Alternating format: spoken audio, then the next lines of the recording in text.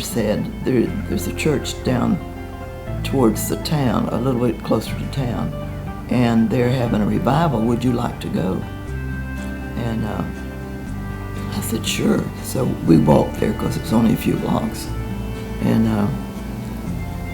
so the preacher was preaching, and he was really, really preaching. I mean, he was loud with it. So right at the end of this sermon, I'm sitting on the edge of the pew near the aisle, and my mother's next to me. And so he walks down the aisle and he says, Jesus wants you and you and you, and he points right at me. And I'm thinking, my mother and father are both Christians. What do I need to do?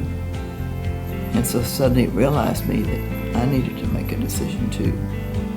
So I did. I went down, and we went to the back room, and we got on our knees and we were praying. And as I looked up, I could see Jesus with his arms outstretched. And I said, okay, that's okay. So then things have been very different since then, since I realized that I had Jesus as my Savior. Back at the church, Sue Isbell, she was teaching the children Vacation Bible School. So she wanted me to work with her. So I did. I guess I was 16. And as soon as it was over, they immediately enlisted me to teach the preschoolers. Actually, they were 4 and 5-year-olds, which I did, dearly loved. And I've been teaching ever since. And I was the division director for about over 20 years, I guess. I love it. I love getting there early, getting the records, getting them up to the room, and turning on the lights and greeting the kids as they come up. And I just enjoy it. I just love children. And anyway, of course, singing in the choir, been doing that too. My husband and I both sang in the choir before we even dated. Dan was a wonderful man. He was elected as a deacon before he even was married, which is unusual. But he was a very good man, and I knew that.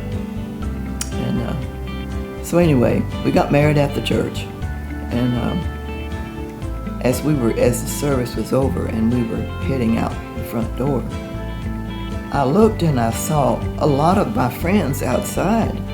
And I said, why didn't you come in? They said there was no more room. The church was filled. Now, this is the old church building, which didn't hold very many. So anyway, they said, that's all right. We looked in the windows. That was before we had the beautiful color windows we've got now. So it was a wonderful time for us, and we were married 66 years. And I hated to see Dan go. It's been very lonely without him. In fact, it was so lonely one night I was in tears when I went to bed, and I said, oh, Lord, help me. I need to know that you care for me.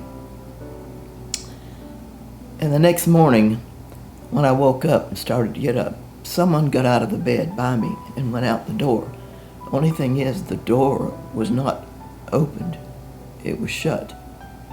And God had sent an angel to care for me. And all that day, I felt like God was with me. There are a lot of things that we can do in the church, even though our talents are not everywhere in the church. But as soon as we find out where God can use us, the best thing we can do is to get right in there and do it. Everybody's got talents. You may not even know your talent, and that's why you need to pray a lot and just try different things. And if it works for you and it's good, then that may be one of the talents that God's given you. And for goodness sakes, use it.